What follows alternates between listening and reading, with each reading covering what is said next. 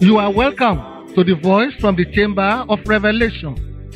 You've been so good, you've been so great, and you've been so wonderful in our life. Ẹ ti tóbi, ẹ ti lẹ́wà, ẹ ti dùn nínú ayé wa. In every area of our life, you have always shown yourself mighty. Ní gbogbo ọ̀nà ilé ayé wa lẹ máa ń farahàn gẹ́gẹ́ bí alágbára. In all our trying moments, O Lord, you have shown your care upon our life. Ní ìgbà tí a bá dán owó pàápàá, ẹ wá ń fi ara hàn fún wa kí a bá lè mọ̀ pé ẹ̀yin ni Ọlọ́run wa. You have always delivered us from evil. Ní ìgbà gbogbo lẹ máa ń gbà wá kúrò ní ibi. You have always provided for our life. Ìgbà gbogbo lẹ máa ń pèsè fún ayé wa. You have preserved us from all difficult times in our life. Ẹ ti pa wọ́n mọ́ kúrò ní gbogbo àkókò ìnira nínú ayé wa. We acknowledge your sovereignty in our life. A mọ rírì agbára yín tó yàtọ̀ nínú ayé wa. This morning, Lord, Ní àrọ̀ yìí Olúwa. as we look into the perfect law of liberty, Bí a ṣe ń wo ìfẹ́ tó wà lọ́tọ̀ fún ayé wa. Lord, build up our faith. Olúwa jọ̀wọ́ Guide Jẹ́ ká us, kópa O nínú. Lord. pa wá mọ́. Manifest that power upon our life. Fi agbára ẹ hàn lórí ayé wa. Give divine instruction and guidance unto our life. Fi àwọn ohun ọ̀tọ̀ọ̀tọ̀ sínú ayé wa.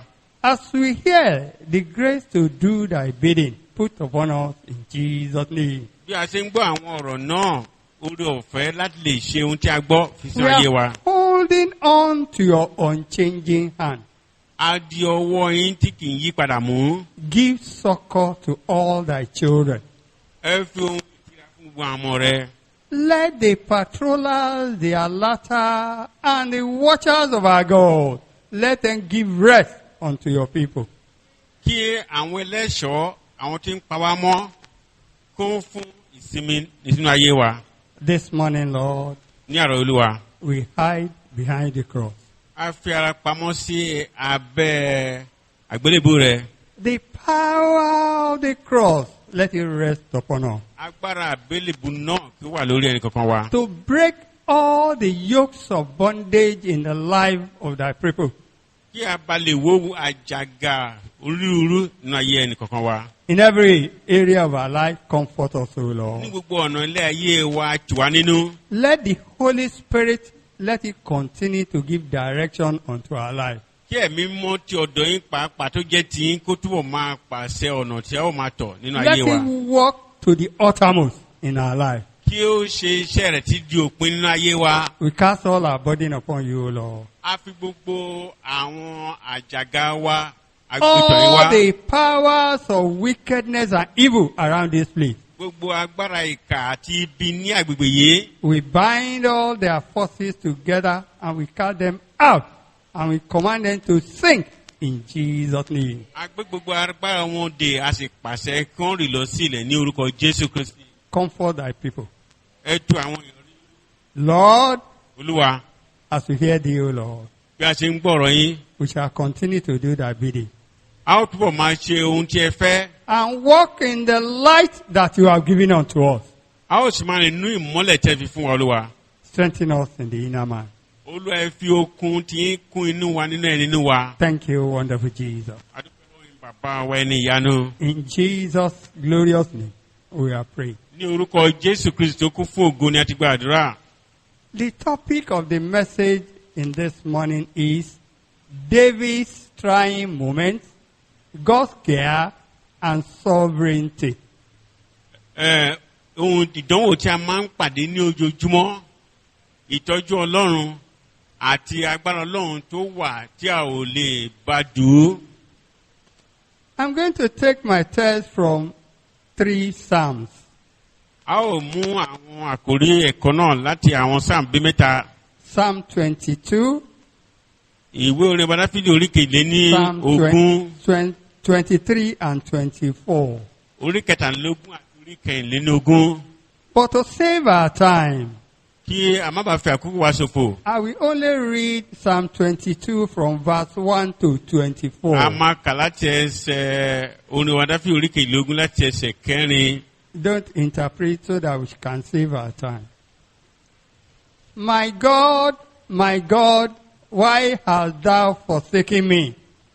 Why art thou so far from helping me, and from the walls of my roaring? Oh my God, I cried in the daytime, but thou hearest not, and in the night season, and I am not silent. For thou art holy, O thou that inhabited the praises of Israel. Our father trusted in thee. They trusted, and thou didst deliver them. They cried unto thee, and were delivered. They trusted in thee, and were not confounded. For I am a worm, and no man, a reproach of men, and despise of the people. All they that see me laugh me to scorn. They shoot out the lips, they shake the head, saying, He trusted in the Lord that he would deliver him. Let him deliver him, seeing he delighted in him. For thou art he that took me out of the womb. Thou didst make me hope when I was upon my mother's breast. I was cast upon thee from the womb. Thou art my God from my mother's belly. Be not far from me, for trouble is near. For there is none to help. Many bulls have compassed me. Strong bulls of Bashan have beset me around. They gaped upon me with their mouth as a ravening and a roaring lion. I am poured out like water, and all my bones are out of joint. My heart is like wax. It is melted in the midst of my bowels. My strength is dried up like a potsherd, and my tongue cleaveth to the jaw. And thou hast brought me into the doors of death. For dogs have compassed me. The assembly of wicked have enclosed me. They pierce my hand and my feet. I may tell all my bones, they look and stare upon me. They part my garments among them, and cast lots upon my vesture. But be not thou far from me, O Lord, O my strength. Hate thee to help me. Deliver my soul from the sword, my darling from the power of the dog. Save me from the lion's mouth, for thou hast hid me from the horns of the unicorn. I will declare thy name unto my brethren. In the midst of the congregation will I praise thee. Yea, ye that fear the Lord, praise him. All ye the seed of Jacob, glorify him and fear him. All ye the seed of Israel, for he has not despised nor absorbed the affliction of the afflicted, neither hath he hid his prey from him. But when he cried unto him, he heard. Praise the Lord. Hallelujah. This Psalms for the Message captures the David's trying moments. Ọ̀rọ̀ Ọlọ́run tí a ti kà tán yìí, ó fi hàn irú kíkígbe sí Ọlọ́run ní ojoojúmọ́. Prayer for deliverance. Àdúrà fún ìgbàlà. Trust in God for provision and preservation in difficult times. Àgbẹ́kẹ̀lé nínú Olúwa ní àkókò tí ìnira bá wà. And acknowledgement of the sovereignty of God. Àti gbígba pé agbára Ọlọ́run ó yàtọ̀, kò sẹ́ni tó lè bá dùn. Though the expression of this emotion in this psalm are primarily personal. Eléyìí jẹ́ bí ọ̀rọ̀ tẹnìkọ̀ọ̀kan. And peculiar to David. Ó sì jẹ́ ohun tó jẹ́ ọ̀tọ̀ fún Dáfídì. They were equally prophetic as well as messianic. Ó jẹ́ ohun ìsọtẹ́lẹ̀ àbí ohun tí àṣẹ ọ̀rọ̀ Ọlọ́run. When Christ, the son of David, was going through agony. Nígbà tí ọmọ Dáfídì ń gba inú ìrora kọjá. An excruciating pain of crucifixion for our souls, for our sins on the cross.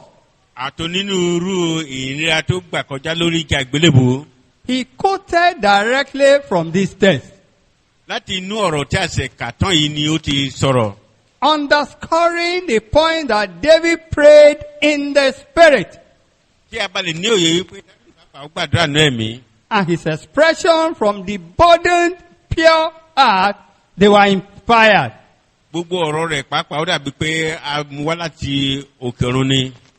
Believers must learn from painful experiences of David and Messiah. Àwọn onígbàgbọ́ agbẹ́dọ̀ kẹ́kọ̀ọ́ láti inú ìrírí Dáfídì àti olùgbàlà wa. That they will go through trials and persecution for their faith.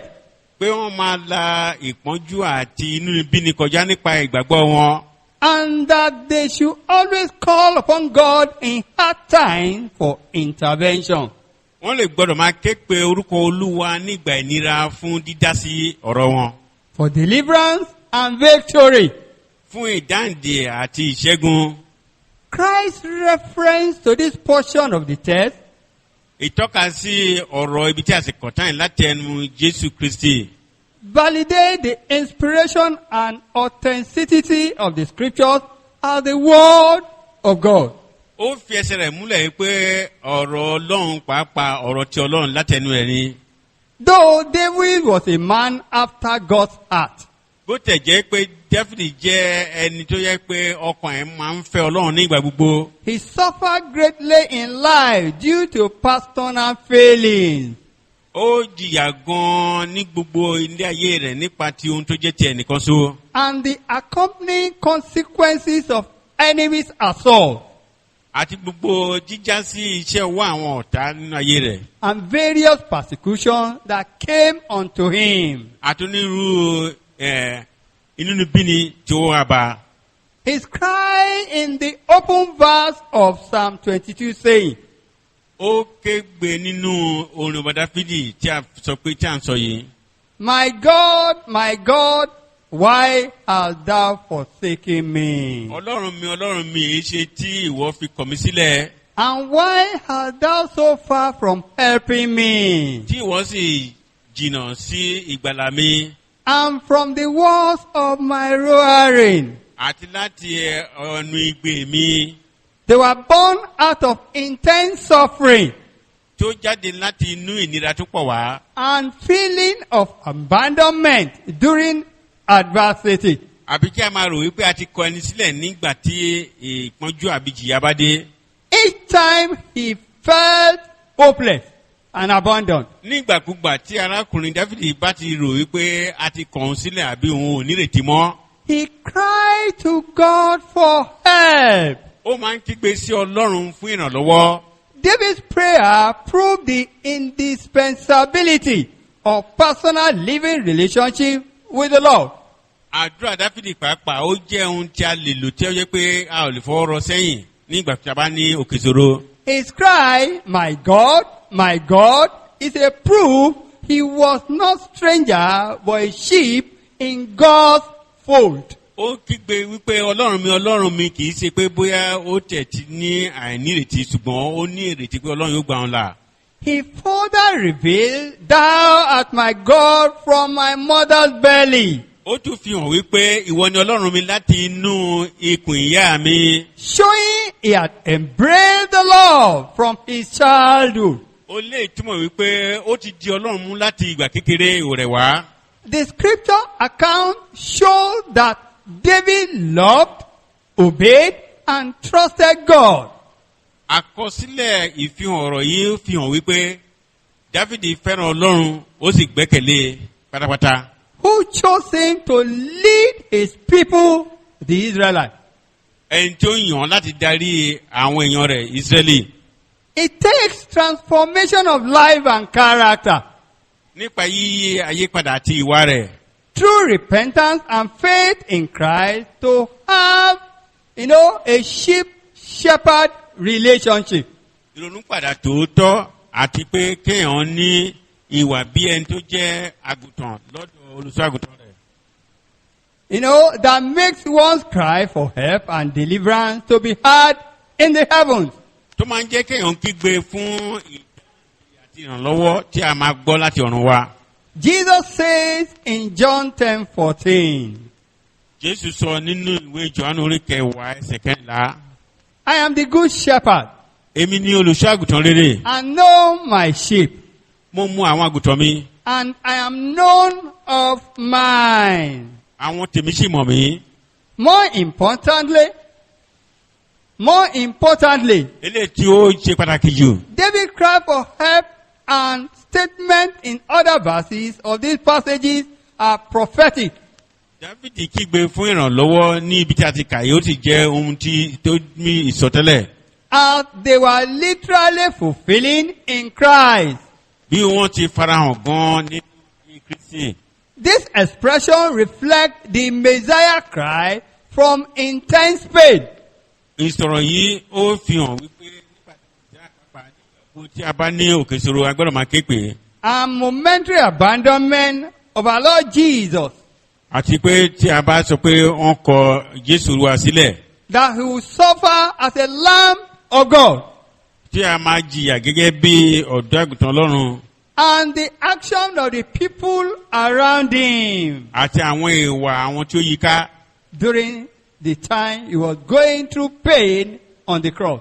Nígbà tí ó la ìrora kọjá lórí igi àgbélébùú. Proves that the psalm is messianic and refer to Jesus Christ. Ó fi hàn wípé àkọsílẹ̀ ọba Dáfídì pàápàá ó ní àsọtẹ́lẹ̀ nípa ti ọ̀rọ̀ ayé Jésù. Number one that showed us that. Ohun tó kọ́ jẹ́ àkọ́kọ́ tó fi eré hàn wá. He cried to the Father while on the cross. Ó sọ̀rọ̀ sí bàbá ní orí igi àgbélébùú. Number two, his confidence in God was caught by wicked men. Ìgboyà rẹ̀ nínú Olúwa pàápàá ni a ké kúrò látọ̀dọ̀ àwọn ìka ènìyàn. Number three, he Ẹ̀kẹta. started for water while on the cross. Ó pòǹgbẹ fún omi nígbà tó wà lórí igi àgbélébùú. Number four, Ẹ̀kẹrin. they crucified him and cast lots in his garment. Wọ́n kàn mọ́gi wọ́n sì fa aṣọ rẹ̀ ya. Number five, Ẹ̀karùn-ún. he declared the Father to the brethren, that is the church. Ó fi bàbá rẹ̀ hàn àwọn arákùnrin rẹ̀ pàápàá ìjọ. I want us to read Hebrews 2:10 to Wọ́n fẹ́ kí 18. a ka ìwé Hébérù orí kejì ẹsẹ̀ 10. For it became him for whom are all things, by whom are all things, in bringing many sons unto glory, to Ye- make the captain of their salvation perfect through suffering. Number 10. Nípasẹ̀ ẹni tí a mú wá sọ́dọ̀ Ọlọ́run nípa ohun tó ń ṣe ní ojúkorojú. For both he that sanctified and they who are sanctified are all one, for which cause he is not ashamed to call them brethren. Nítorí ẹni Verse tí ń 11. sọ ni di mímọ́ àti àwọn tí ń sọ di mímọ́ láti ọ̀dọ̀ ẹnìkan ṣoṣo ní gbogbo wọn nítorí èyí tí kò ṣe tìjú láti pè wọ́n ní arákùnrin. Saying, I will declare thy name unto my brethren. In the midst of the church will I sing praises unto thee. Wípé èmi ò sọ orúkọ rẹ fún àwọn ará mi ní àárín ìjọ ni èmi ò kọrin ìyìn rẹ̀. And again, I will put my trust in him. And again, behold, I and the children which God had given me. Àti pẹ̀lú èmi ò gbẹ́kẹ̀mí lé àti pẹ̀lú kíyèsí èmi àti àwọn ọmọ tí Ọlọ́run fi fún mi. For as much then as the children are partakers of flesh and blood, he also himself likewise took part of the same, that through death he might destroy him that had the power of death, that is, the devil. Ǹjẹ́ níwọ̀n bí àwọn ọmọ tí ń ṣe alábàápín ní ohun ẹ̀jẹ̀ bẹ́ẹ̀ gẹ́gẹ́ ni òun pẹ̀lú ṣíṣe alábàápín nínú ọ̀kan náà kí ó lè ti ipa ikú pa ẹni tí ó ní agbára ikú run èyí ni Èṣù. and deliver them who through fear of death were all their lifetime subject to bondage. Kí ó sì lè gba gbogbo àwọn tó ti torí ìbẹ̀rù ikú wà lábẹ́ ìdè lọ́jọ́ ayé wọn gbogbo. For verily he took not on him the nature of angel, but he took on him the seed of Abraham. Nítorí pé nítòótọ́ kì í ṣe àwọn áńgẹ́lì ni ó ṣe ìrànlọ́wọ́ fún un, ṣùgbọ́n irú ọmọ Ábúráhámù ni ó ṣe ìrànlọ́wọ́ fún un. Wherefore in all things he behoved him to be made like unto his brethren, that he might be a merciful and faithful high priest in things pertaining to God, and to make reconciliation for sin of the people. Nítorí náà ó yẹ pé nínú ohun gbogbo kí ó dàbí àwọn ará rẹ̀, kí ó lè jẹ́ aláàánú àti olóòótọ́ olórí àlùfáà nínú ohun tí ń ṣe ti Ọlọ́run, kí ó lè ṣe ètùtù fún ẹ̀ṣẹ̀ àwọn ènìyàn. For in that he himself has suffered being tempted, he is able to succor them that are tempted.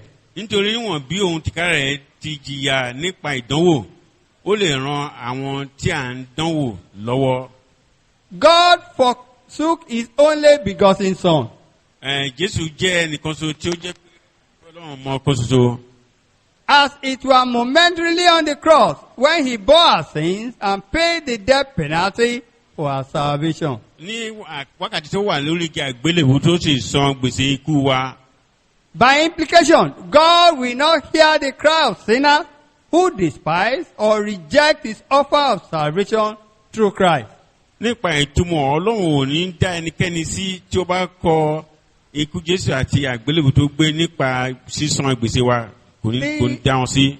The psalmist intensified his prayer for divine intervention. Ẹni tó kọ sáàmù pàápàá ó túbọ̀ gbàdúrà sí fún ìgbàlà. Saying, "Oh my God, Tó fi sọ pé Ọlọ́run mi, I cry in the daytime and in the night season, mo ké pè ọ́ ní ọ̀sán àti ní òru, mo sì ń kọrin sí ọ. and I am not silent."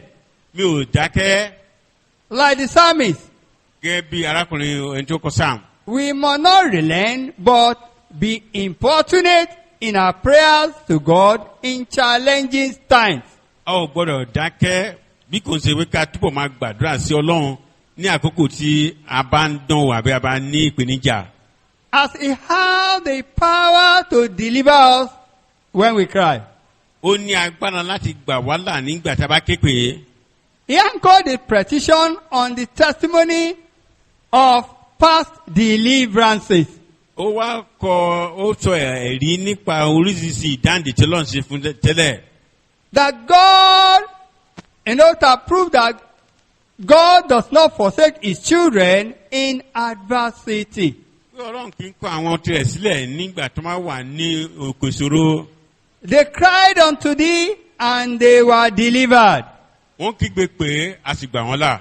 They trusted in thee and they were not confounded. Wọ́n gbẹ́kẹ̀ wọn lé a ò sì dójú tì wọ́n. The psalmist records the testimony of God's faithfulness to his promises of deliverance to unburden his heart. Ẹni tó kọ sáàmù fi yé wa wípé nígbà wo lọ́rùn máa ń ṣetán láti dá àwọn tó bá ké pè nídè. Though we as believers are not spared. Bí a tẹ̀ jẹ́ onígbàgbọ́ kí ó yẹ pé a ò kà wá sọ́tọ̀ láti sọ pé ká gba inú ìyà yẹn kọjá. The challenges, the difficulties, the opposition, the mockeries, the delays, the denials, and onslaught from the devil and the world intended to discourage and derail us.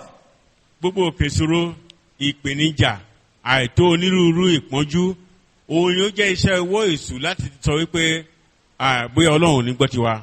We must constantly display courage and absolute trust in God who answers prayer of his children. Nígbà gbogbo ni a gbọ́dọ̀ máa fi hàn pé a gbọ́kànlé Olúwa, pé Ọlọ́run lẹni tí ń gbọ́ ohùn àdúrà àwọn ọmọ tirẹ̀. God answers prayers. Ọlọ́run máa ń dáhùn àwọn àdúrà. David offered praise to God and admonished all his people to praise, to glorify, and to fear God at all times. Dáfídì máa ń ké pe Ọlọ́run nígbà gbogbo nínú àdúrà ó sì sọ fún àwọn èèyàn rẹ̀ pé kí wọ́n máa gbọ́ ọlọ́run gbọ́ kí wọ́n sì máa kégbè tó pé òun ló máa gbà wọ́n là. Psalm 22:24 says, ẹsẹ̀ kẹtàlélógún adé kẹrìnlélógún ó sọ báyìí pé. For he has not despised nor abhorred the affliction of the afflicted. Ọlọ́run kò tí ì kọ ìjìyà àti ìpọ́njú tí ó wà lára àwọn èèyàn rẹ̀. Neither hath he hid his face from him. Bóyá kò tí ì pa ojú rẹ̀ mọ́ kúrò lọ́dọ̀ wọn. But when he cried unto him, he heard. Nígbà tí wọ́n kégbe pé ó gbọ́ tiwọn.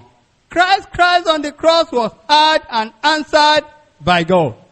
Igbe tí Jésù ké lórí igi àgbélébù Ọlọ́run gbọ́ Ọlọ́run sì dáhùn.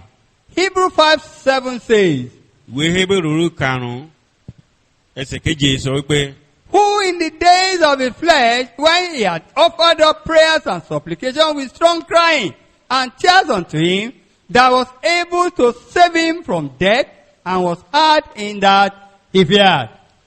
Ẹni nígbà ọjọ́ rẹ̀ nínú ara tó fi ẹkún rárá àti omijé gbàdúrà tó sì bẹ̀bẹ̀ lọ́dọ̀ ẹni tí ó lè gbà á sílẹ̀ lọ́wọ́ ikú, a sì gbóhùn rẹ̀ nítorí ẹ̀mí ọwọ́ rẹ̀. It is certain that God answered those who are Christ-like. Ó jẹ́ dájú pé Ọlọ́run máa ń dáhùn àwọn tó bá ní ìwà bíi ti Kristi. And when divine attention comes, we should praise God, glorify Him, and serve God with fear and reverence. Nígbà tí dásí bá wá láti òkè látọ̀dọ̀ Ọlọ́run, a gbọ́dọ̀ máa yìn, a sì gbọ́dọ̀ gbọ́kànlé ju tàtẹ̀yìnwá lọ. Having delivered us from the eternal consequences of sin and granted us victory over life's battles. Nígbà tí ó ti gbà wá là kúrò ní gbogbo àwọn ẹ̀ṣẹ̀ àti oríṣi ohun tó ń dojú ti wá ní ayé. Okay, through his atoning death, it is our responsibility to praise him and declare his righteousness unto the people. Nípa ikú rẹ̀ tó fi ṣe pàṣípàrọ̀ fún wa, ó yẹ kí a gbọ́kànlé títí ni. Psalm 23:1 starts with, The Lord is my shepherd, I shall not want. Ìrìn ọba Dáfídì orí kẹtàlélógún sọ pé Olúwa ni olùṣọ́ àgùntàn mi kì yóò ṣe aláìní. Positioning David as a sheep, tó fi Dáfídì gẹ́gẹ́ bí àgùntàn. The psalmist refers to God here as the shepherd. Ọ̀rọ̀ yẹn ó tọ́ka sí Ọlọ́run gẹ́gẹ́ bí olùṣọ́ àgùntàn. He recalls his pastoral experiences with his father's sheep and compares that God's grace and care for his people. Ó rántí gbogbo ìbáṣepọ̀ pẹ̀lú Ọlọ́run àti pé Ọlọ́run máa ń fi ìfẹ́ àti ìbẹ̀rù fún àwọn èèyàn rẹ̀. In the New Testament, nínú májẹ̀mú tuntun, Christ is referred to as the good shepherd. A tọ́ka sí Jésù gẹ́gẹ́ bí olùṣọ́ àgùntàn rere. The great shepherd. Olùṣọ́ àgùntàn ńlá. The sheep shepherd of our soul. Olórí olùṣọ́ àgùntàn tí ń ṣọ́ ọkàn wa. As a shepherd, gẹ́gẹ́ bí olùṣọ́ àgùntàn. The Lord loves. Ọlọ́run ní ìfẹ́. He cares for his people. Ó ń tọ́jú àwọn tirẹ̀. He protects his people. Ó dáàbò bo àwọn tirẹ̀. And guides us as his flock. Ó sì ń pa wọ́n mọ́ gẹ́gẹ́ bí ohun tó yẹ pé ohun ẹlẹgẹ́. Since we are special objects of his affection and attention.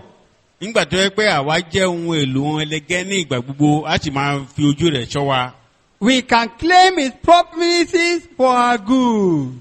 A lè gba gbogbo ohun tó ń ṣe fún ire wa. His omnipresence and nearness of the shepherd make us to lie down in green pastures. Ẹ tó yẹ pé ní ìgbà gbogbo ló máa ń wà tó máa ń jẹ́ kí a lọ dùbúlẹ̀ ní pápá oko tútù. Making us to walk in peace. Ó máa jẹ́ kí a wà nínú àlàáfíà. Free from all fears. Kí a wá wà kúrò ní gbogbo ìbẹ̀rù. The green pasture is a place of abundance. Ní ibi tó yẹ pé a ní ibi pápá tútù níbi tó ohun tó kún fún ọ̀fọ̀ ènìyàn láti lò. Whereby the shepherd feeds his flock with abundance of food and dainties. Ibi tí olùṣọ́ àgùntàn ti ń bọ́ àwọn àgùntàn rẹ̀ ní onírúurú jíjẹ àti mímu. in every season of life. ní gbogbo ìgbà ayé. He opens his hand and satisfies the desires of all his flocks. A tún nawọ́ rẹ̀ á sì tẹ́ gbogbo ìfẹ́ ọkàn àwọn àgùntàn lọ́rùn. He gave them meat in due season. Ó máa ń fi fún wọn ní ìgbà tí ó tọ́. The good shepherd also revives us when we become discouraged and weary along the way. Olùṣọ́ àgùntàn rere pàápàá tí à ń pè ní Jésù, ó máa ń gbé wa lárugẹ nígbà tí ó bá rẹ̀ wá àbí nígbà tí a bá lọ nínú ìgbàgbọ́ wa. To continue to enjoy his provision, Ó sì tún máa ń pèsè to continue to enjoy his láti túbọ̀ máa provision, gbádùn ìpèsè rẹ̀. we must hear the voice of his word A gbọ́dọ̀ máa gbọ́ ohùn ọ̀rọ̀ rẹ̀. and obey him at all times. Kí a sì máa gbọ́ràn rẹ̀ nígbà gbogbo. The Lord does not want us to be afraid in times of danger and difficulty, Ọlọ́run fẹ́ kí a ní ìbẹ̀rù nígbà ewu àti ìnira. because he's always with us. Nítorí pé nígbà gbogbo ló máa ń wà lọ́dọ̀ wa. He says he never leaves us, he never forsakes us. Ó sọ pé òun ò ní kọ̀ wá sílẹ̀ àbí kó fi wá sílẹ̀ nígbà kan. His promise to us is, Ó ṣe ìlérí àlàáfíà fún wa. fear thou not, Má ṣe bẹ̀rù for I am with thee. nítorí èmi wà pẹ̀lú rẹ̀. Be not dismayed, Má ṣe jáyà for I am thy God. nítorí pé èmi Ọlọ́run rẹ̀. I will strengthen thee, Màá fi okun kún ọ. yea, I will help thee. Màá sì ràn ọ́ lọ́wọ́. Yea, I will uphold thee with the right hand of my righteousness. Màá mú ọ dúró pẹ̀lú ọwọ́ ọ̀tún agbára mi. This is the word of the Lord to all his flock, Eléyìí ni ọ̀rọ̀ Ọlọ́run fún gbogbo àwọn àgùntàn rẹ̀. and he never fails. Kò sì ní ń jákulẹ̀. He's always with us all the way. Nígbà gbogbo ló máa ń wà pẹ̀lú wa ní gbogbo ọ̀nà. Though he may discipline and correct us with his rod Ó lè bá wa wí, ó sì lè nà wá. and staff, A ó sì lè fi ọ̀pá rẹ̀ they tọ́ wa are sọ́nà. for our guardian in life. Fún èyí títọ́ wa sọ́nà nínú ayé ni. That rod that is with the shepherd Ọ̀rọ̀ ọ̀pá tí ó wà lọ́wọ́ olùṣọ́àgùntàn yẹn. is a symbol of power, authority that is coupled with judgment. Àmì agbára àti àṣẹ àti ìdájọ́ ni. The shepherd uses the rod to comfort his own people Olùṣọ́àgùntàn máa ń lo ọ̀pá yẹn láti máa fi tu àwọn èèyàn rẹ̀ nínú and to unite them together àti láti so wọ́n papọ̀. so that they can get warmth and have love one for another. Kára wọn kó lè gbóná kán sì ní ìfẹ́ sí ọmọnìkejì wọn. He uses the rod to scatter all the work of the enemy. Ó máa ń fi ọ̀pá yẹn láti tú gbogbo agbára àwọn ọ̀tá ká ni. You know, the devil, and destroy them so that the heart of his people can live for joy. Bá lé àwọn ọ̀tá yẹn dànù kí ọkàn àwọn èèyàn rẹ̀ bá lè wà ní àlàáfíà. God's rod produces creative miracle for his own children. Ọ̀pá Ọlọ́run máa ń mú iṣẹ́ ìyanu fún àwọn ọmọ rẹ̀. Ó máa ń And jáde. also control the element and, gravity. A sì mú agbára ti òkè ọ̀run àti oríṣi agbára kágbára a sì mú ọ dání. Mighty exploits occur when the shepherd uses the sign of his rod. Iṣẹ́ ìyanu máa ń ṣẹlẹ̀ nígbà tí olùṣọ́àgùntàn bá lo pọ̀pá rẹ̀ In the land of Egypt, ní ilẹ̀ Íjíbítì. the Lord uses Moses' rod to perform wonders. Ọlọ́run lo pọ̀pá Mósè láti ṣe iṣẹ́ ìyanu. Moses cast his rod on the ground Mósè ju ọ̀pá rẹ̀ sílẹ̀. and became a serpent. Ó sì di ejò. And the magician, they did same as Moses' rod did. Àwọn alálùpàídà pàápàá àwọn tẹ̀ sí ṣe bákan náà gẹ́gẹ́ But bí the, Mósè ṣe. Bible, but the Bible told us that Moses' rod swallowed up the rod of the magician. Bíbélì fi yé wa wípé ejò tí ọ̀pá Mósè dá yẹn ó pé ejò ti àwọn alálùpàídà mi. So, he lifted up a standard against all organized Pharaoh. Ó pé ọ̀págun dìde láti dojú ìjà kọ gbogbo àwọn àkójọpọ̀ ti God, Pharaoh. God told Moses to stretch out his rod and smite the dust of the earth, and he did, and the dust became lies a man. Mósè kó lo ọ̀pá rẹ̀ kó fi na ebì kan ọ̀pá náà ti di ohun ìyè. But the magician could not do that. Ṣùgbọ́n àwọn alálùpàídà àwọn ò lè ṣe eré lẹ́yìn. They said, Wọ́n sọ wípé this is the finger of God. ọwọ́ ọlọ́run màlélẹ́ yìí. Again, Moses stretched out his rod and hand over the sea. Ẹlẹ́ẹ̀kejì Mósè ń gbé ọ̀pá rẹ̀ lé orí òkun.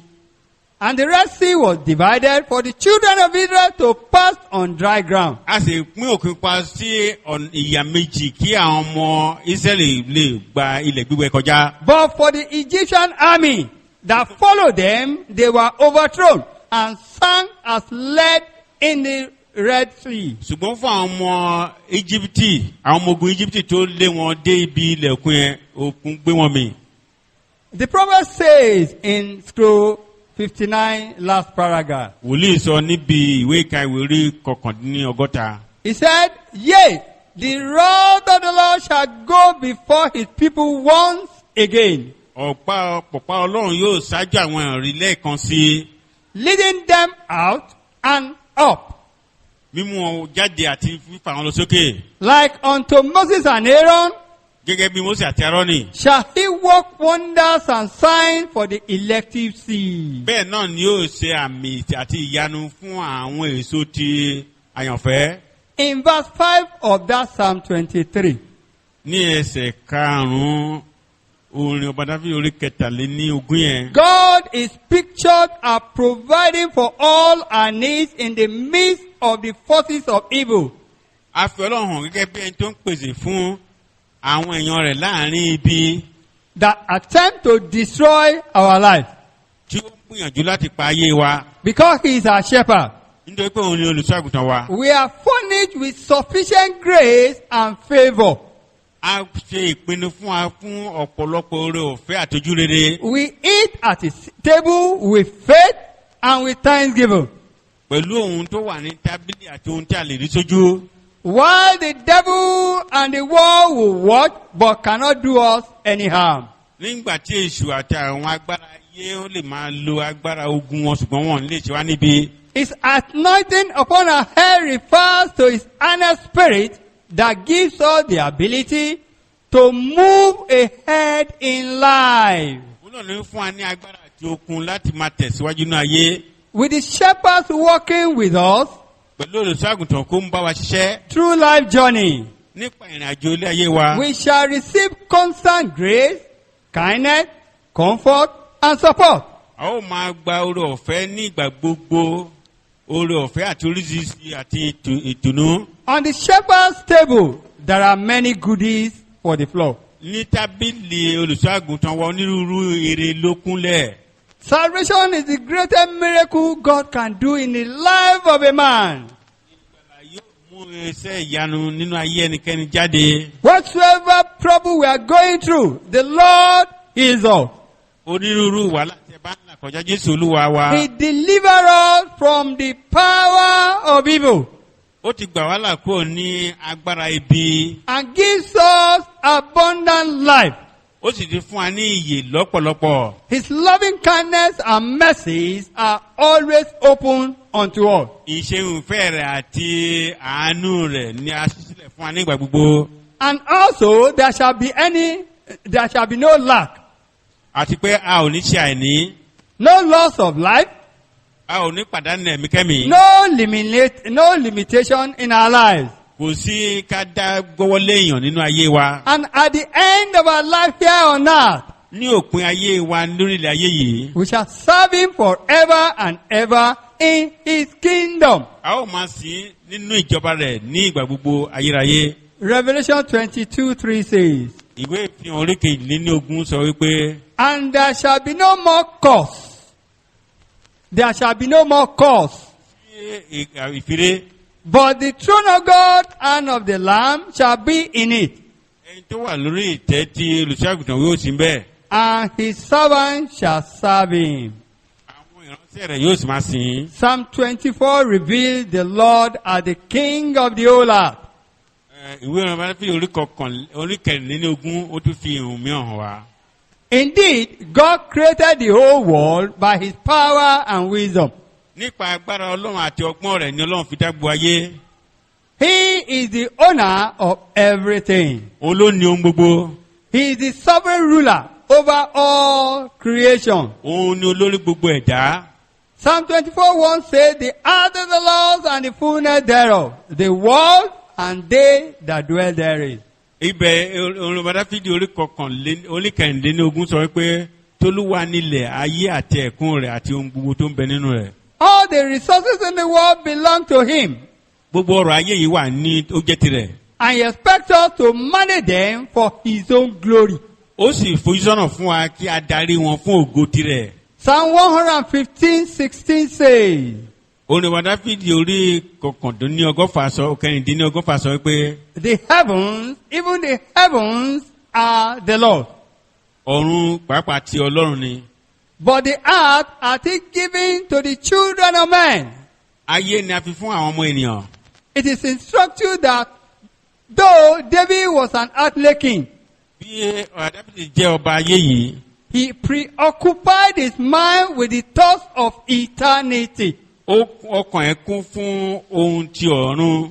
Though he asks in Psalm 24:3, who shall ascend into the hill of the Lord? Bó tẹ̀ jẹ́ pé ó bèrè nínú ìwé orin ọba Dáfídì orí kẹrìnlélógún sọ pé talẹ́ni tó máa gòkè lọ ọ̀run. Or who shall stand in his holy place? Talẹ́ni tó máa dúró níbi mímọ́ rẹ̀. God's answer to his question underscores the importance of holiness within and without. Ìdáhùn Ọlọ́run sí ìbéèrè yẹn ó fi hàn wípé nípa ìwà mímọ́ pẹ̀lú rẹ̀ ni a gbọ́dọ̀ máa gbé. The Lord said, Olúwa sọ wípé he that hath clean hands and a pure heart. ẹni tó ní ọwọ́ mímọ́ àti àyà funfun. Clean hands are hands free of, eternal acts of sin. Ọwọ́ mímọ́ ó túmọ̀ wípé ohun tí ò ní ẹ̀ṣẹ̀ nínú. While pure heart refers to inward holiness, right motives, and purpose. Ọkàn funfun tún túmọ̀ wípé mímọ́ ní inú pátápátá. Let's quickly see how, Isaiah captures it in Isaiah 33, verse 14 to 17. Ẹ jẹ́ ká sáré wo ohun tí Àsáyà sọ nínú ìwé Àsáyà orí kẹtàléníọgbọ̀n. From verse 14. Láti ẹsẹ̀ kẹrìnlá. The sinners in Zion are afraid. Fearfulness hath surprised the hypocrite. Who among us shall dwell with the devouring fire? Who among us shall dwell with the everlasting burning? Verse what? 14. Okay. Ẹ̀rù bà àwọn ẹlẹ́ṣẹ̀ ní Síónì. Ìbẹ̀rùbojo ti mú àwọn àgàbàgebè. Ta ni nínú wa tí ó lè gbé inú ajónirun iná? Ta ni nínú wa tí ó lè gbé inú iná àìnípẹ̀kun? He that walketh righteously and speaketh uprightly, he that despiseth the gains of oppression, that shaketh his hand from holding bribe, that stoppeth his ear from hearing of blood, and shutteth his eyes from seeing evil. Ẹni tí ń rìn ní òdodo tí ó sì ń sọ̀rọ̀ títọ́, ẹni tí ń gan èrè ìnilára tí ó gbọ́n ọwọ́ rẹ̀ kúrò ní gbígba àbẹ̀tẹ́lẹ̀ tí ó di etí rẹ̀ ní gbígbọ́ ti ẹ̀jẹ̀ tí ó sì di ojú rẹ̀ ní rírí ibi. He shall dwell on high, his place of defense shall be the munitions of rock. Bread shall be given him, his waters shall be sure. Òun ni yóò máa gbé ibi gíga, ilẹ̀ àpáta yóò sì ṣe ibi ààbò rẹ̀. A ó fi oúnjẹ fún un, omi rẹ̀ yóò sì dájú. Thy eyes shall see the king in his beauty. They shall behold the land that is very far off. Ojú rẹ̀ yóò rí ọba nínú ẹwà rẹ̀, òun yóò sì máa wo ilẹ̀ tí ó jìnnà réré. Believers who want to spend eternity with the sovereign king must engage their minds, with the thoughts of life beyond the grave. Onígbàgbọ́ tó bá fẹ́ lo ayérayé pẹ̀lú olùgbàlà wa, òun gbọ́dọ̀ gbé ojú wọn kúrò ní gbogbo ohun tí kò dára tí ó jẹ́ ẹ̀ṣẹ̀. They must make conscious effort to live a righteous life. Wọ́n gbọ́dọ̀ máa nàgà láti máa gbé ìgbé ayé òdodo. Heaven-bound pilgrims are always conscious of the fact that we must live our life with caution and godly fear. arìnrìn àjò tó mọ̀ pé òun máa lọ sọ́run ó gbọ́dọ̀ máa gbé ìgbé ayé rẹ̀ pẹ̀lú ìbẹ̀rù ọ̀rọ̀ Ọlọ́run àti ohun tó mọ́. So that the Lord can teach us to number our days, that we may apply our hearts unto wisdom. kí Olúwa kó ba lè kọ́ wa bí a sì máa ń ka iye ọjọ́ wa kí a bẹ̀rẹ̀ máa fi ọgbọ́n wa sínú ìmọ̀ rẹ̀. Thus, we must be steadfast in holy living, a gbọ́dọ̀ jẹ́ ẹni tí a kọ́ nínú gbígbé ìwà mímọ́. which qualifies us to seek God. eléyìí tó máa fún wa ní àmúyẹ láti máa wá ojú Ọlọ́run. However, genuine repentance is necessary for anyone who desires the blessings of purity of heart. bó tẹ̀ jẹ́ pé ìrònúpìwàdà tòótọ́ ó jẹ́ kókó fún ẹnikẹ́ni tí ẹni tó bá fẹ́ bá Ọlọ́run rìn. And such a person must earnestly pray in faith for entire sanctification, which is the will of God for all his children. bẹ́ẹ̀ náà ni náà gbọ́dọ̀ máa gbàdúrà ní ìgbà gbogbo fún gbogbo ká sọ di ẹni mímọ́ kí ó ba lè máa rìn pẹ̀lú Ọlọ́run. In the concluding verses of Psalm 24, all subjects on the earth are called to allow the sovereign king into their heart to rule and reign without rival. ọ̀rọ̀ tí a sọ gbẹ̀ nínú ìwé orin Dáfídì orí kẹrìnlélógún sọ wípé ó yẹ kí gbogbo ẹni tó bá wà ní ayé kó máa làkàkà láti lè gbé ìgbé ayé tí ó mọ́ àti láti máa tẹ́ Ọlọ́run lọ́rùn. I want to read, Psalm 24:7-10. a fẹ́ ka ìwé orin Dáfídì orí kẹrìnlélógún ẹsẹ̀ keje dé kẹwàá. It said, "Lift up your head, O ye gates, and be ye lift up, ye everlasting doors, and the King of glory shall come in."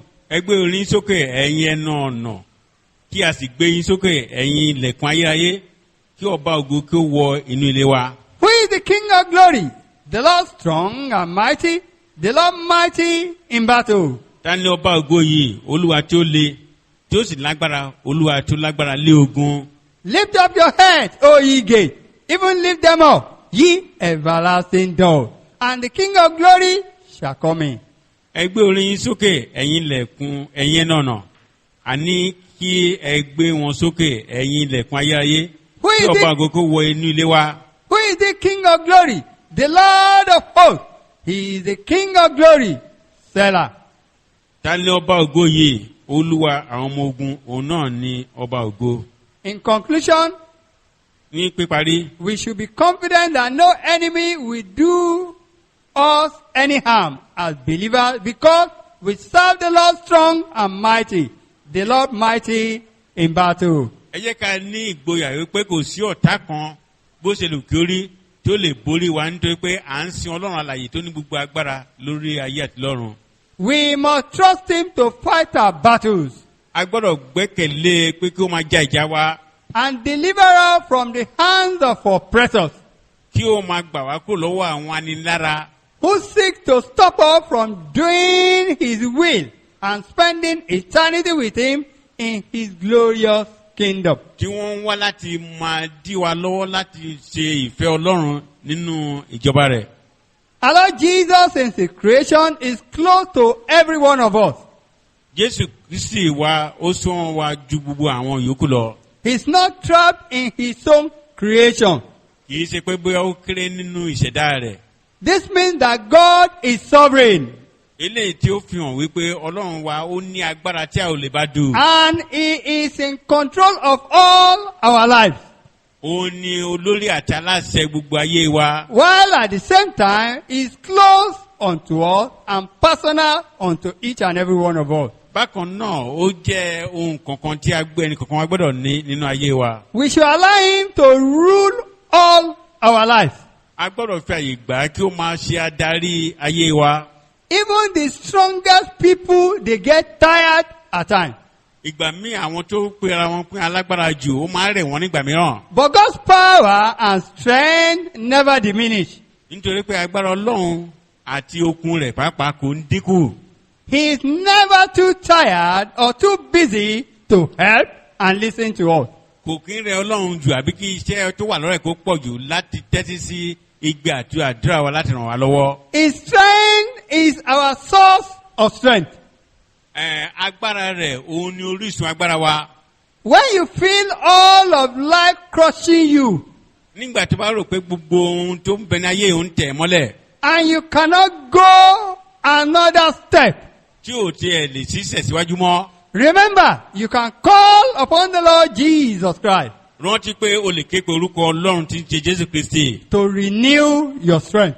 Láti sọ okun wa di ọ̀tun. Trusting in the Lord is a patient expectation Gbígbẹ́kẹ̀lé Olúwa nínú sùúrù àti ká fojú sọ́nà. that God will fulfill all his promises in his word Pé Olúwa yóò mú gbogbo ìlérí rẹ̀ ṣẹ nínú ọ̀rọ̀ rẹ̀.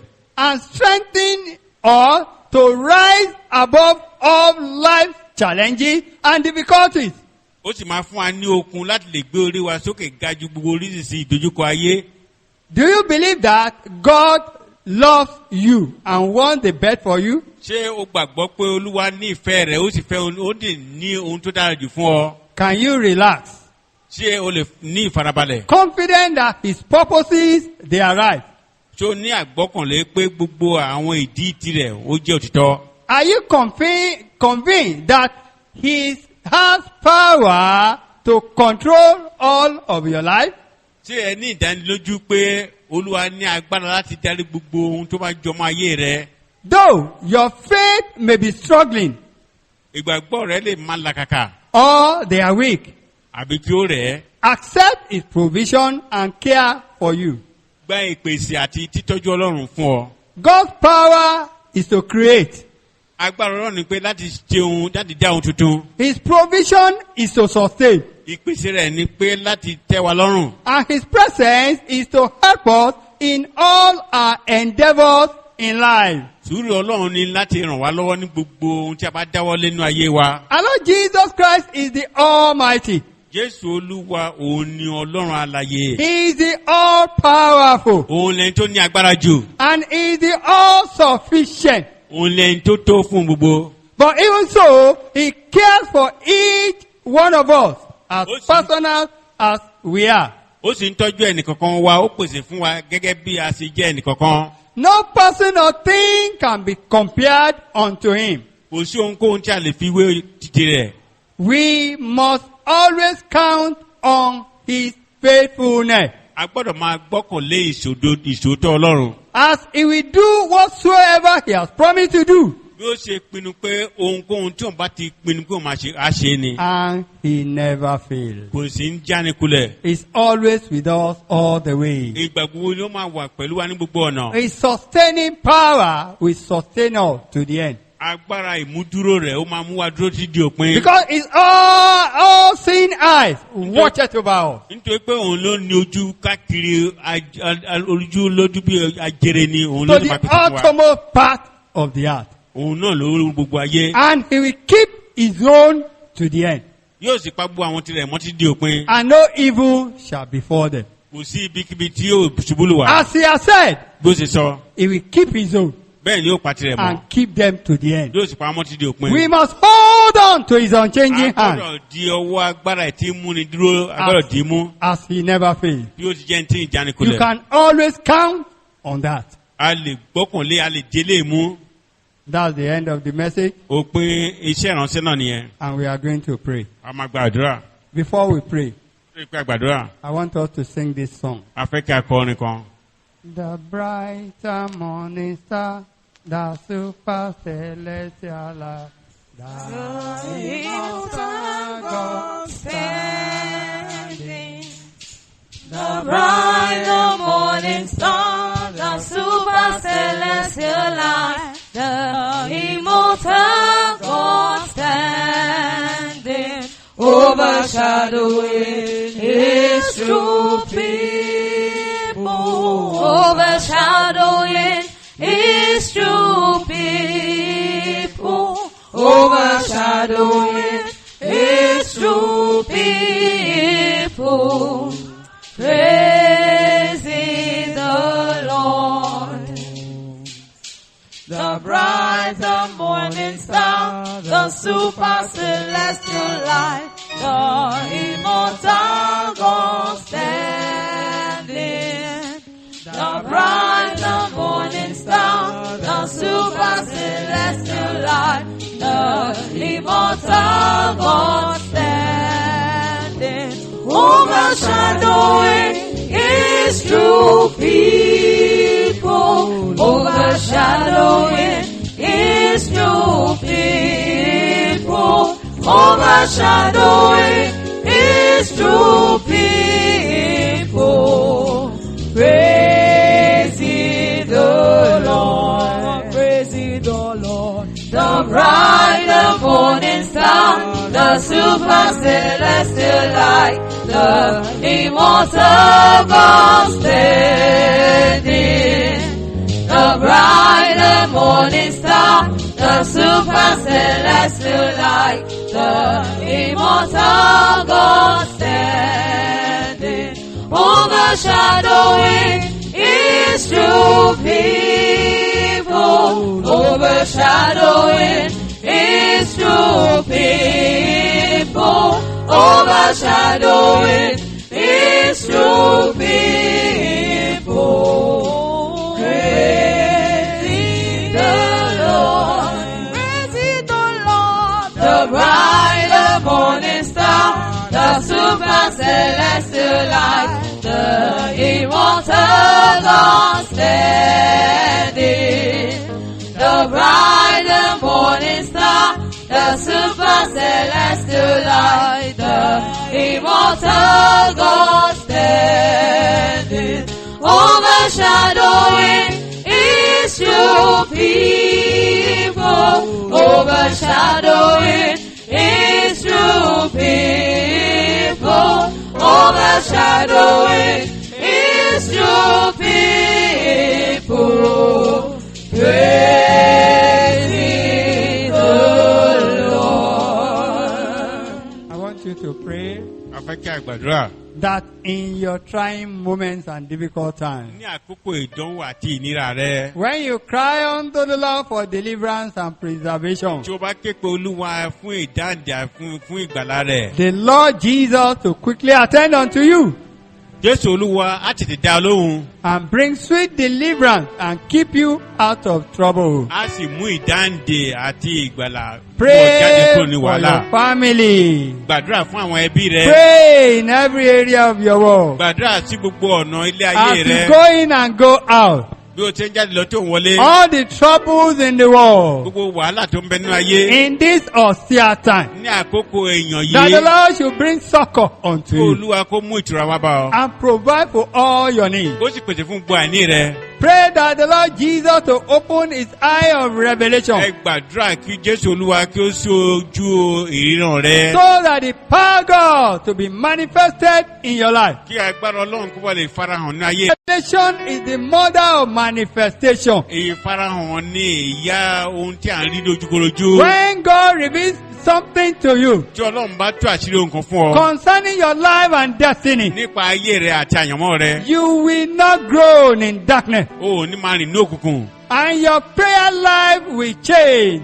Ọ̀nà tí a ń gbàdúrà pàápàá yí padà. Pray for the inspiration of God to take over your life Ẹ gbàdúrà fún ìmísí Ọlọ́run kó gba àkóso ayé rẹ. so that your life can have a new meaning and Kí ayé shape. rẹ kó ba lè ní ìtumọ̀ tuntun. There are so many things that are befalling people today. Onírúurú tó ń jálù àwọn èèyàn lénìí. Pray for the Gbà- hand of his power Gbàdúrà sí Ọlọ́run tí ń dáhùn to pẹ̀lú keep iná. you in the way. Kó pa ọmọ ní ọ̀nà náà. Pray that God will not abandon you in the Gbàdúrà time kí of Ọlọ́run ò ní adversity. gbàgbé rẹ sínú wàhálà. Pray for a transformation of life Gbàdúrà fún ìyípadà rere nínú ayé and rẹ character àti ìwà. through repentance and faith in Christ, Nípa ohun tó ní ìwèkún rẹ̀ nínú Ọlọ́run so that you Jésù. will have a sheep-shepherd relationship Kí o bá lè mọ̀ wípé o ní ẹni tó jẹ́ olùṣọ́àgùntàn rẹ that nínú makes ìbáṣepọ̀. your cry for help and deliverance to be heard in the heavens. Kí ọkàn rẹ bá lè mọ̀ wípé a máa gbóhùn rẹ ní ọ̀run nítorí pé o ń So béèrè that fún the ìdáǹdè Lord àti Jesus ìrànlọ́wọ́. will thunder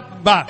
Kí gbogbo agbára àrá yẹn pàápàá kó bẹ̀ sí máa dáhùn pẹ̀lú fún ọ. Pray for life of faith and praise Gbàdúrà fún ayé ìgbàgbọ́ àti àdúrà gbígbà. to bring glory unto our Tó God. bá lè fún ògo fún Olúwa. In this time of apostasy, Ní àkókò tí àwọn èèyàn in padà this kúrò nítọ̀ time yìí. of delusion, Gbàdúrà kó ní gbogbo in ẹ̀mí this ẹ̀tàn jẹ́. time name of immorality, onírúurú ìwà ìdára. so that your prayer will be heard. Kí a bá lè máa dáhùn àdúrà rẹ. And it will be turned into praise unto your life. Tí ó ti wá di ohun ìyìn nínú ayé rẹ. Pray for divine intervention and interruption. Gbàdúrà fún ìdásí àti ìdádúró ohun tí kò dára And nínú ayé rẹ. preservation in the midst of danger and calamity that is befalling man Àti today. pípamọ́ nínú àlàáfíà ní àárín gbogbo àjálù oríṣiríṣi nínú ayé yìí. In this time of hard and perilous time. Ní àkókò tó nira àti àkókò ewu. Pray for a joyous moment or a joyous hour in your life. Gbàdúrà fún àwọn áńgẹ́lì láti ọ̀run kí wọ́n máa bá ọ gbà nígbà tí wọ́n ń God's gbàdúrà. hand of destiny to be upon you and your family. Kí ọwọ́ àyànmọ́ rẹ kí a lè dámọ̀ lórí ẹbí Pray rẹ. for the mercy of the Lord and his favor. Gbàdúrà fún àánú Ọlọ́run àti ojúrere A rẹ̀. kindness to be upon you all the Ní day. ìgbà gbogbo ló máa ń wà fún ọ ní ìgbà gbogbo. Pray for his loving kindness that is better than life to be upon you Ẹ now. gbàdúrà fún oore àti àárín ìwà bí Ọlọ́run rẹ̀ nínú ayé rẹ. Pray Ẹ gbàdúrà for God's plans and purposes in your life fún ìdí Ọlọ́run àti ọ̀nà rẹ̀ ní to ayé be rẹ. fulfilled. Kí a lè múṣẹ. And that you will fold into his wings of divine Tí providence. ẹ bá lè ká sí inú ìpèsè rẹ̀ tẹ́lẹ̀ kó tó di pé a bí ọ. Pray Olúwa that the Lord will continue to sustain you. gbàdúrà kí Ọlọ́run kó túbọ̀ máa pèsè fún ọ kó sì Pray máa for mú ọ the dúró. mercy of the Lord. Ẹ gbàdúrà fún àánú Ọlọ́run. Pray unto the Lord Ẹ gbàdúrà sí Olúwa. that the Lord should guide you. Kí Olúwa kó bẹ̀rẹ̀ sí máa tọ́ wa Pray sọ́nà. for this church Ẹ gbàdúrà fún ìjọ that yìí. the Lord will sustain us Kí Olúwa kó mú wa dúró. with the word of his power, Pẹ̀lú ọwọ́ agbára ọ̀rọ̀ that rẹ̀. our faith will not fail. Kí ìgbàgbọ́ wa kó má sì já The kulẹ̀. word of life will always go from this Kí pulpit ọ̀rọ̀ ìyè kó bẹ̀ máa ti bíbà jáde. and give life unto the people Kó sì fi ìyè fún àwọn èèyàn. and give direction unto the people Kó sì fi ìtọ́nisọ́nà fún àwọn and èèyàn. give sustaining power unto the Kó sì fún people. wọn ní agbára ìmúnidúró As many as hear us, ní ojoojúmọ́. the power of the Lord will continue to guide them. Agbára Olúwa kó bẹ̀ sí máa tọ́ wa sọ́nà. Pray for the angel of the Lord to escort you. Ẹ gbàdúrà fún àwọn áńgẹ́lì Ọlọ́run kó You're sọ̀kalẹ̀. going out and you're going in. Nípa jíjáde lọ àti ìwọlé wa. To keep you away from danger and Tí ó máa satanic mú ọ kúrò forces nínú ewu. ravaging the earth. Ewu tó ń gbọ́ káàkiri ayé. That the Lord should keep you out of the snare of the evil one. Kí Olúwa kó pa á mọ́ kúrò ní páńpẹ́ àwọn ẹni bí. And the Lord will continue to break Kí Olúwa kó bẹ̀ sí máa gbàdúrà fún all wa. the yokes of bondage in your life. Gbogbo àjàgà ìdádúró àti onínira nínú ayé wa. Begin to praise the Lord in your own word. Ẹ bẹ̀ sí máa yin Olúwa nínú ọ̀rọ̀ yín. And the Lord will continue to strengthen you. Olúwa yóò túbọ̀ máa fún wa ní okun. Bless the Lord, O my soul, Ẹ fi ìbùkún fún Olúwa and all ọkàn that mi. is within me. Àti ohun gbogbo tó ń bẹ nínú mi. Bless his holy name. Fi ìbùkún fún orúkọ rẹ̀ The mímọ́. Lord has been good to us. Olúwa ti dára fún wa. Our Lord Jesus, we thank you. Jésù Olúwa dúpẹ́ lọ́wọ́ We yín. glorify thy holy A fi name. ìbùkún fún orúkọ rẹ̀. You are the Lord of our lives. Ẹ̀yin Olúwa ayé wa. You never fail, O Ẹ Lord. ò kí ń jáwọ́ kulẹ̀. Your all-sustaining power. Ẹ̀yin náà lẹ agbára It tó ń is the dá wa one that dúró. has been keeping us. Òun ló ń pa wá mọ́. Your all-sufficient power. Òun ni agbára tó tó He nínú has ayé wa. been caring for us all the Ní day. gbogbo lè máa ń gbàdúrà fún wa. You have kept us together Ó ti pa á mọ́ gẹ́gẹ́ bí ẹ̀yàn as kan. a sheep in thy flock.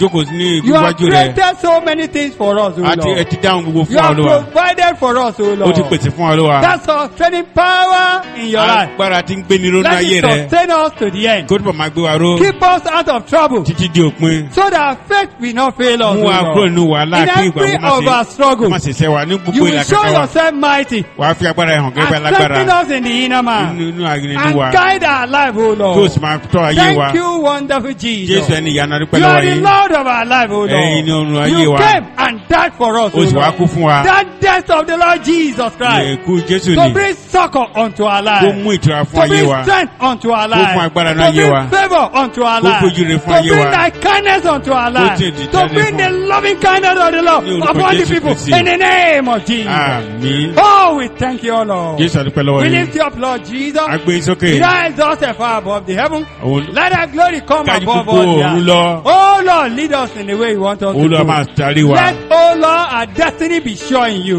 Jẹ́ kó. Oh, that we never fail you, O Lord. A ò ní jẹ́ àpò rẹ̀. You guide us through Ẹ ó tọ́ wa in sọ́nà. this life, and you continue to give us peace Nínú within our ìsinmi world. àti àlàáfíà. Thank you, our wonderful God. Jésù bàbá It is adúpẹ́ lọ́wọ́ done yín. in Àti Jesus' ṣe ní name. orúkọ